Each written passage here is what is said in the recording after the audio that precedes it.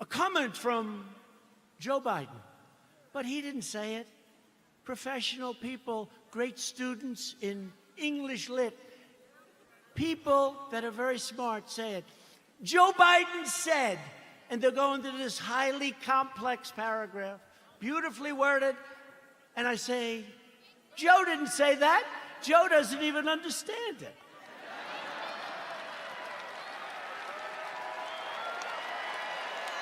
And if Biden is elected, he will surrender your country to these mobsters 100%. Your 401ks, by the way, look at how we're doing in the stock market. Just set another record with NASDAQ. Your 401ks and money itself will be worthless. Your 401ks are doing very well, unless, I don't want to say, if you were stupid, I said, don't sell, don't sell. It went down, but we got it back up. And now NASDAQ, think of it, NASDAQ just set a record, and I think you're going to see a lot of records. And next year, if we don't do anything stupid on November 3rd, you are going to have the greatest economic year we've ever had. That'll be next year. If the Democrats gain power, then the rioters will be in charge, and no one will be safe, and no one will have control. Joe Biden is not the leader of his party. Joe Biden is a helpless puppet of the radical left. And he's not radical left. I don't think he knows what he is anymore. But he was never radical left. But he's controlled by the radical left, and now he's really controlled. His campaign staff even donated a lot of money to bail out rioters, looters, and arsonists who ravaged Minneapolis. They bailed them out. They put up a lot of money to bail them out, the rioters, the looters. And they were the arsonists. So they'll say, oh, it's terrible what he says about the people of our nation. Maybe some of them aren't even from our nation. The left is trying to do everything they can to stop us. Every hour of every day, including even violence and mayhem, they'll do anything they can to stop us. Look what happened tonight. Look at what happened tonight. Law enforcement said, sir, they can't be outside. It's too dangerous. We had a bunch of maniacs come and sort of attack our city. The mayor and the governor did a great job. But they were very violent people.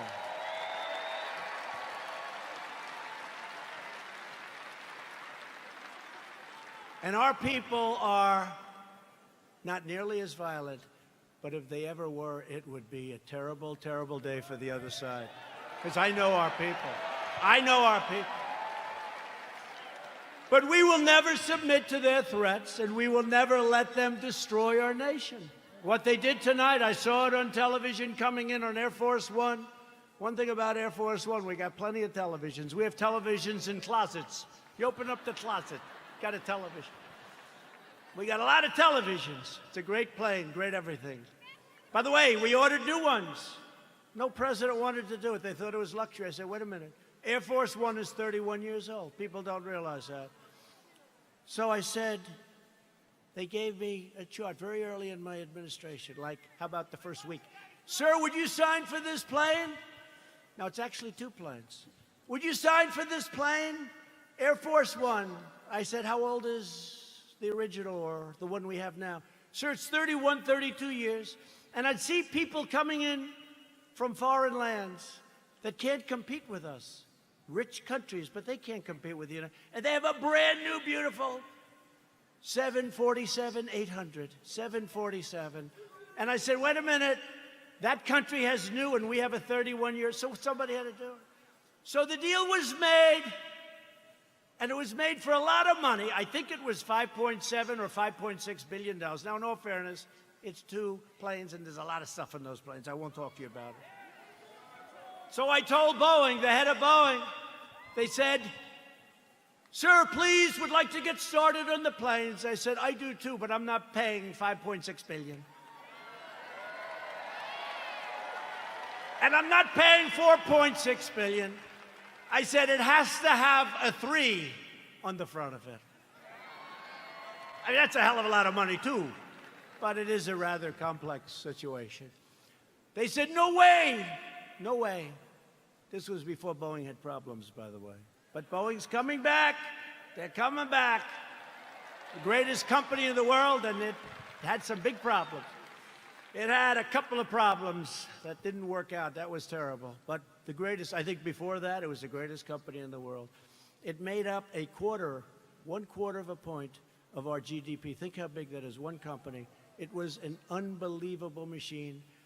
And then they made a plane, and they did some foolish things, and a terrible thing happened, and all of a sudden, they've gone through hell.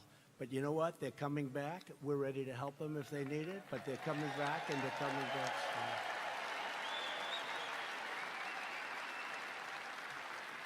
But this was the Boeing before that, and they were riding high, and like I was before this thing came in.